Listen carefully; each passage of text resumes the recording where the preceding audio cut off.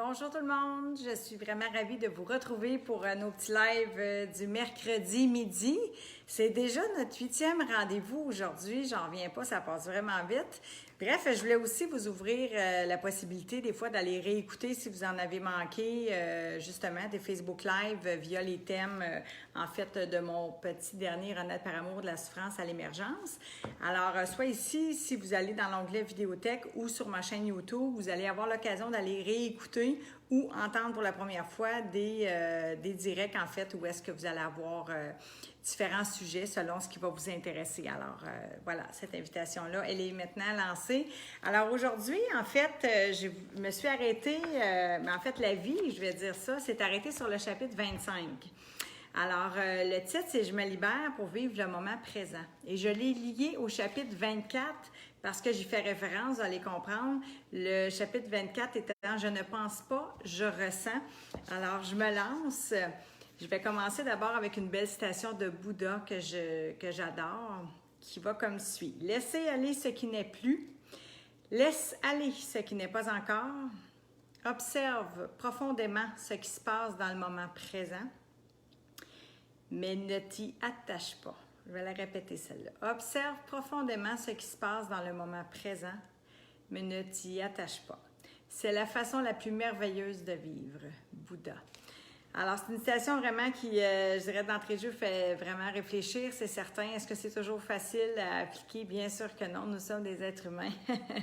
Et nous sommes des êtres d'émotion et parfois, bien, c'est ça, c'est sûr que ça appelle à certaines réactions, mais c'est ce que j'avais envie aujourd'hui de vous partager, de vous accompagner, en fait, vraiment, pour aller un petit peu plus loin versus ce beau sujet qui est, je pense, encore une fois, d'intérêt général, hein, parce que se libérer, vivre au moment présent, c'est vraiment ça. Parce que quand on parle de pièges, comme entre autres celui de l'ego, bien, c'est très rare qu'il va nous inviter à maintenir notre présence dans le moment présent. Il est plutôt du genre à nous inviter à penser à hier et à nous préoccuper pour demain.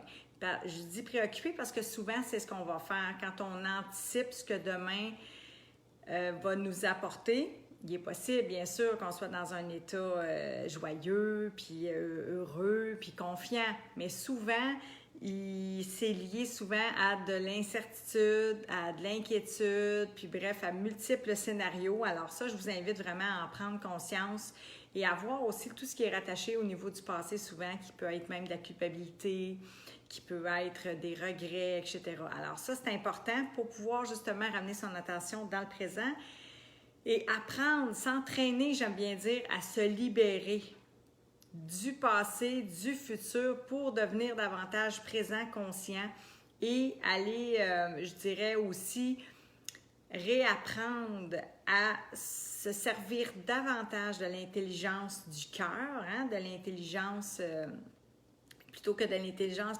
rationnelle. Donc, en fait, on peut l'utiliser, cette intelligence rationnelle-là, mais d'aller vraiment connecter avec son cœur et d'aller ouvrir par rapport à cette intelligence-là, notre intuition. Moi, je dis toujours, c'est notre petite voix douce, là, qui nous porte et nous pousse, là, à raison de l'écouter, bien sûr, plutôt que la voix un peu plus dominante, souvent, de l'ego. Alors, je vais vous lire un passage pour le chapitre 25, que je me libère pour vivre le moment présent. Parce que c'est ça, j'ai envie de vous inviter à vous libérer. Alors, lorsque je me libère, je me permets de faire un grand ménage dans ma vie. Je m'allège d'un fardeau devenu trop lourd et qui n'était plus en équation avec mon être et mes valeurs de vie profondes. Pour m'aider à me libérer, je reprends l'exercice des 3 questions vues au chapitre précédent. Alors, vous comprenez le lien que j'ai fait avec le chapitre 24 qui est « Je ne pense pas, je ressens ». Donc, c'est ce que j'ai envie de vous inviter à faire, de vous entraîner davantage à accueillir vos émotions, votre ressenti, qu'il soit agréable ou non, qu'il soit désagréable. Donc, d'aller vraiment reconnecter avec l'ensemble de votre être, cœur, corps et esprit. Alors, ces 3 questions-là, je vais quand même vous les dire brièvement, mais vous allez les retrouver dans le livre. Tous les outils sont là pour ça. C'est pour ça que je l'ai écrit d'ailleurs. Mais quand même, je vais vous les partager ici. Comment ça va? Comment je me sens? Comment je me sens? Bien, encore là, ça va nous connecter à notre ressenti. Ensuite, quelle est l'émotion qui m'habite en ce moment? Je pense que ça aussi, c'est une bonne question à se poser. Et quel est mon besoin en ce moment?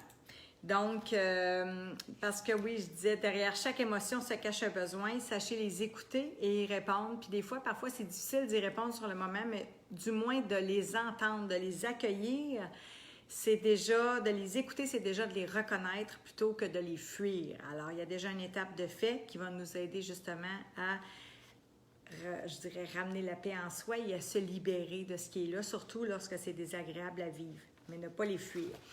Alors, j'avais une autre petite ligne dans mon livre que j'aimais beaucoup aussi pour, je me disais, qu'est-ce que c'est pour moi encore aujourd'hui d'apprendre à me libérer, de m'entraîner à le faire parce que j'en ai des contractions, j'en vis des situations difficiles, il en surgit des événements ou bon, bref, comme vous, hein, on a pas mal la même réalité en tant qu'être humain. Alors, vivre dans l'ici et maintenant, c'est avoir la présence d'esprit, d'être dans le présent ou du moins d'y revenir. Fait que c'est ça pour moi, c'est ça l'invitation que j'avais envie de faire avec vous, d'aller vraiment reconnecter encore. Je vous parle toujours, c'est la façon dont je l'ai construit un peu ce livre-là que je vous ai partagé, les pièges dans lesquels je suis tombée, mais surtout le comment j'ai fait pour m'en extirper. Fait que quand je vous parle d'ego, quand je vous parle de conditionnement aussi, tu sais, ils disent qu'on a plus de 60 000 pensées par jour, puis souvent, il vaut mieux d'en rire. Plusieurs d'entre elles sont les mêmes que la veille. Tu sais, ça fait qu'à un moment donné, des fois, c'est de voir justement dans quoi nous maintient justement ce mental, ce rationnel, cet ego-là. Alors, dans du connu, puis dans de la facilité, plutôt que de sortir de notre zone, je dirais, comme mon ami Daniel Blouin, pour aller vraiment explorer les infinies possibilités, puis nous réaliser pleinement. Ça fait partie, pour moi, ça aussi, de la libération, que de s'autoriser à tout ça, de se libérer de nos emprises. Si c'est l'ego, moi, ça a déjà été l'alcool, la drogue. Il y en a différentes emprises. Alors, pour moi, déjà, je vous dirais, ce qui m'aide beaucoup et qui assurément va vous donner, va vous aider aussi, c'est de mettre en conscience ce qui est là, ce qui se manifeste dans le présent, plutôt que je dis pas de ne pas s'occuper de ce qui a été passé ou de ce qui s'en vient dans le futur, mais de s'occuper beaucoup de ce qui est présent, maintenant, de ce qui vous habite pour vous en libérer. Alors, j'ai envie, c'est sûr, de vous partager des outils. Vous le savez, quand je parle de se déposer, c'est super important. Je pense qu'on se doit de ralentir pour ressentir, parce que la vie ne va pas s'arrêter tout seul. La vie ne fait que s'accélérer. Alors, je me dis, je ne peux pas arrêter le monde, la vitesse, la technologie, puis tout ça. Alors, le pouvoir que j'ai, c'est moi-même de prendre une pause, de me déposer, de ralentir pour mieux ressentir, d'utiliser mes outils que je vous propose, entre autres, pour aller vraiment vous connecter. Fait que ça peut être la méditation, la marche en nature, peu importe, mais ce qui fait que pour vous, ça fonctionne et que vous êtes capable d'aller vous reconnecter avec votre ressenti puis déconnecter un peu le rationnel, comme j'ai dit, pour vous servir l'intelligence du cœur.